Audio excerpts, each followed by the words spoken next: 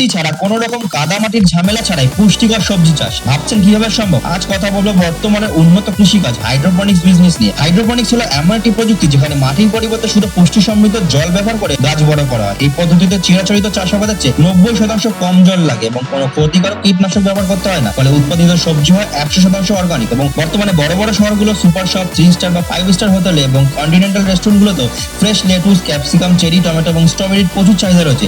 সাধারণ বাজারের চেয়ে এই প্রিমিয়াম সবজিগুলো অনেক বেশি দামে বিক্রি করা যায়, যার কারণ এই ব্যবসায় প্রফিট মার্জিন থাকে অনেক হাই।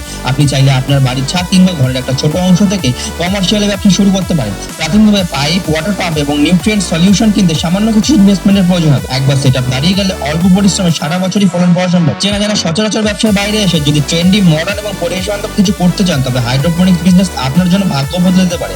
এই সেটআপ কিভাবে তৈরি করবেন তা বিস্তারিত জানতে এই ভিডিওতে একটি লাইক দিন এবং কমেন্ট করে জানান আপনি এই ব্যবসা করতে আগ্রহী কিনা।